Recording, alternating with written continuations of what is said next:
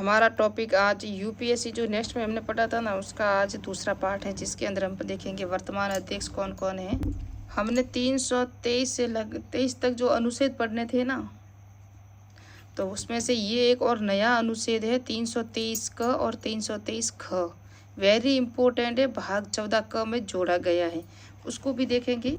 Next part में हमने ये सब पढ़ा था, तो मैंने कहा सेकंड ग्रेड में आरपीएससी है, राजस्थान लोक सेवा आयोग है, ये संघ लोक सेवा है आयोग है। जो फर्स्ट ग्रेड में है, आरएस में है, सीईटी में है, हर एक एग्जाम में आता ही। अगर करंट से रिलेटेड है तो आप सेकंड ग्रेड जीके में भी इसका एमसीक्यू आ सकता है। बाकी ये फर्स्ट ग्रेड में 100% नाम लिख से दिया हुआ अलग से है, यूनियन कमीशन दिया हुआ है, तो आपको ये सब मैंने डिटेल से पढ़ा दिया है आपको फर्स्ट पार्ट में। ये पूरा का पूरा एक पार्ट मैंने दिया था आपको उसका डिटेल से। 317 में जो सदस्यों को हटाना वगैरह था, 318 में उसके वेतन भत्ते थे, 319 में अध्यक्ष सदस्य है, 320 में इसके कार्य है। ये जो 323 अनुच्छेद है, ये जरूरी थोड़ी कि यूपीएससी तो है ही संघ लोक सेवा आयोग में, जबकि आरपीएससी के लिए भी 323 अनुच्छेद ही है, जिसके अंदर राज्यपाल को देता है, जो अध्यक्ष होता है ना आरपीएससी का, वो राज्यपाल को अपना प्रतिवेदन, क्या इसके अंदर प्रतिवेदन देता है और ये राज्य विधानमंडल में प्रस्तुत करता है। जबकि यूपीएससी का अध्यक्ष है वो राष्ट्रपति को देता है, वो संसद में प्रस्तुत करता है। इसके प्रश्न कई बार आ चुका है, कितनी बार ही रिपीट हुआ है यहाँ से प्रश्न। ये प्रश्न 2022 में आया था, भारत में लोक सेवा आयोग से फर्स्ट ग्रेड में आया था। हम जब अनुच्छेद पढ़ते हैं ना, तो 323 से खत्म होता है प्रतिवेदन तक, हमारा ये संघ लोक सेवा आयोग है ना, वो खत्म हो जाता है। लेकिन 324 से हमारा क्या आयोग स्टार्ट होता है, निर्वाचन आयोग, इलेक्शन कमीशन। लेकिन बीच में ये दो अनुच्छेद आ जाते हैं, 323 का, 323 का, तो इसको पढ़ना वेरी इंपॉर्टेंट है। तो पहले इसको पढ़ेंगे, फिर उसकी जो है ना, थोड़ा सा वो निर्वाचन आयोग का रहा है ना, वो पूरा कर लेते हैं।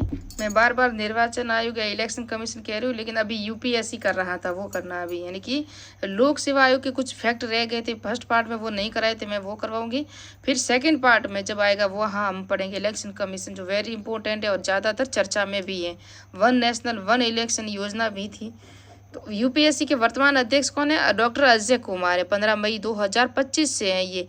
और ये केरल कैडर के सेवानिवृत्त आईएएस हैं, 1985 के थे और 85 कैडर के थे ये। उनका पूर्व पद था भारत सरकार में रक्षा सचिव, जो अगस्त 2019 से अक्टूबर 2022 तक रहे थे, ये रक्षा सचिव थे डॉक्टर अजय कुमार, है ना। मेरा रोजा है ना, इसलिए थोड़ी सी वो आवाज़ आपको भारी लग रही होगी। प्रतिशोधन बनी थी ना, अभी आपको पता हो तो 29 अप्रैल 2025 को इनका कार्यकाल समाप्त हो गया है। तो ये महिला थी, इसकी अध्यक्ष थी मनोज सोनी, और प्रदीप कुमार, ये इनके क्या है, सदस्य थे और सदस्य हैं। ये सभी सदस्य नहीं, ये सभी अध्यक्ष थे। प्रदीप कुमार भी थे, मनोज सोनी भी थे, और अरविंद सक्सेना, ये सब क्या थे, अध्यक्ष थे इनके। तो जो मोस्ट थे ना, वो मैंने लिखे हैं, क्या पता क्रम पूछ ले, तो याद रखना। 2025 से इनका कार्य समाप्त हो गया प्रतिशोधन का। सर रोज बारकर, ये प्रथम अध्यक्ष थे, 1926 से 32 तक रहे थे। और आज़ादी के बाद जो अध्यक्ष रहे थे वो कौन रहे थे, एच के कृपलानी थे, 1947 से 49 तक इसके अध्यक्ष रहे थे। यूपीएससी प्रथम महिला अध्यक्ष थी रोज मिलियन बाथू अध्यक्ष थी। कौन थी, रोज मिलियन बाथू थी। और उसके बाद आपको मैं बता दूं, वर्तमान में 8+1 यानी कि 9 सदस्य ही है, एक अध्यक्ष है, 8 सदस्य वर्तमान में। महिलाएं वर्तमान में कौन कौन है सदस्यों में शामिल है, तो सुजाता चतुर्वेदी 2025 से, सुमन शर्मा 2023 से, अनुराधा प्रसाद 2025 से, ये 3 महिलाएं हैं। 1951 में अन्ना जॉर्ज मल्होत्रा आईएएस में शामिल होने वाली प्रथम महिला थी भारत की। और एक और फैक्ट है, 2023 में महिलाओं की जो भागीदारी रही ना यूपीएससी में, वो 41% रही, वो रिकॉर्ड है, आज तक इतनी नहीं रही थी जो 2023 में रही है। अब हम ट्रिब्यूनल पढ़ेंगे, जिसे अधिकरण कहते हैं। कैट या सेट क्या होता है, उसके लिए है ये। तो 42वें संविधान संशोधन 1976 में भाग 14 क में जोड़ा गया। अनुच्छेद 343 क और 343 में बोल रही हूँ, 323 क, 323 ख, क्योंकि 324 से हमारा इलेक्शन कमीशन स्टार्ट हो रहा है।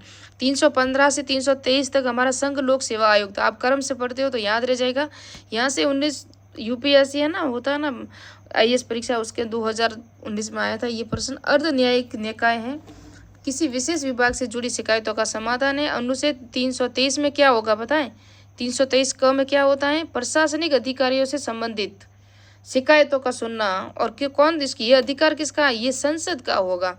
संसद को ये अधिकार देता है कि वह केंद्र व राज्यों में लोक सेवाओं, स्थानीय निकायों, सार्वजनिक निगमों, सार्वजनिक प्राधिकरणों में नियुक्त व्यक्तियों की भर्ती, सेवा शर्तों में संबंधित विवादों को सुलझाने के लिए प्रशासनिक अधिकरण की स्थापना की जाए। जिस तरह से हमारे जो संसद में या जो केंद्र और राज्य दोनों में लोक सेवा आयोग, केंद्र में कौन होगा? आईएएस, आईपीएस, आरएस जो भी होते हैं, आरएस होते हैं राज्यों में, उन सब की प्रमोशन क्या होगा, उनकी पेंशन, उसकी सेवा शर्तें, उनके जो रिटायर वगैरह जो होता है, वो सब शिकायतों का कौन सुनती है? संसद को अधिकार है इस पर कानून वगैरह बनाने का, और इनकी शिकायतों को सुनना और विवादों को सुलझाना उन सब से संबंधित है।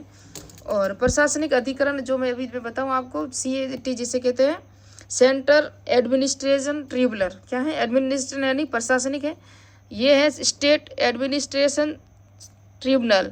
और ये 323A में है, और ये भी 323 में, दो भाग है इसके, इसी के भाग है।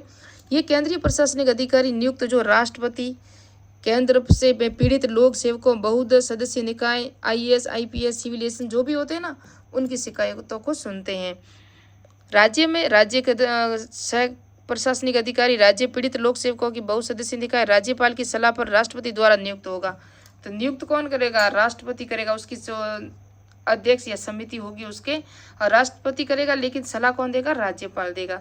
उनकी समस्या को समाधान के लिए एक समिति का आयोजन किया जाएगा।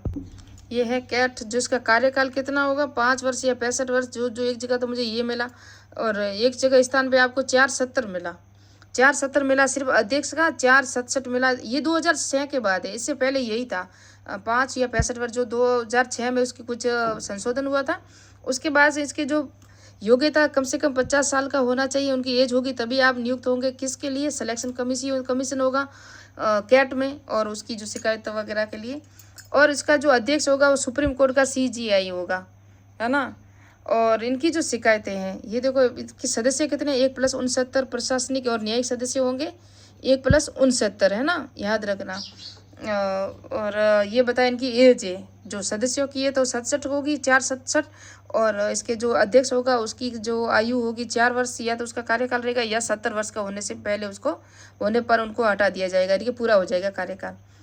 और उसके बाद आपको बताऊँ, अब तक ये 9 राज्यों में सेट है ना, आंध्र प्रदेश, हैदराबाद, वो हिमाचल प्रदेश, उड़ीसा, कर्नाटक, मध्य प्रदेश, ये सभी राज्य हैं।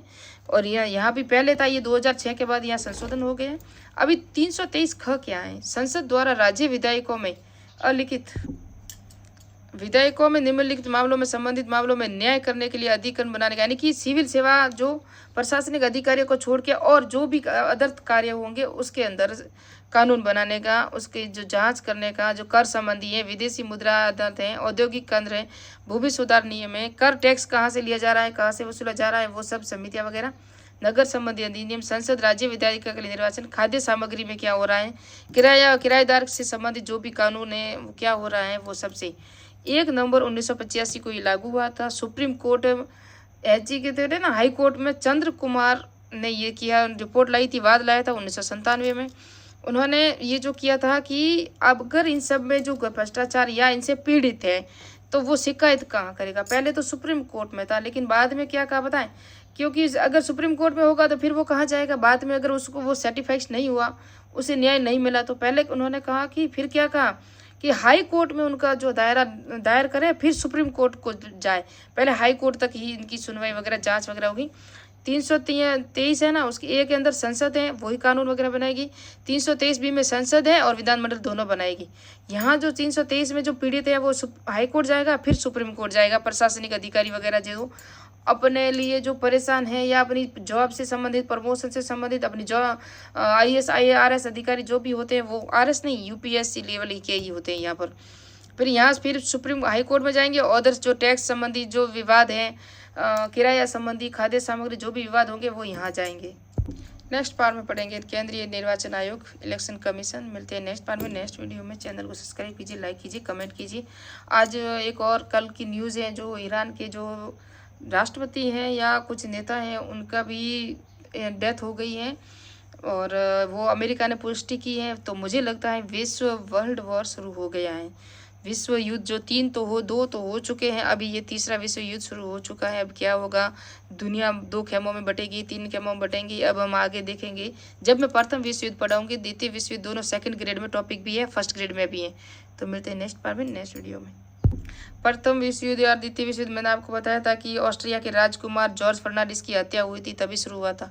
उसी तरह से आज ये भी शुरू होने की कगार पर है। क्या देखते हैं, संधियाँ होती हैं, सम्मेलन होता है या समाप्त होता है या आगे बढ़ता है।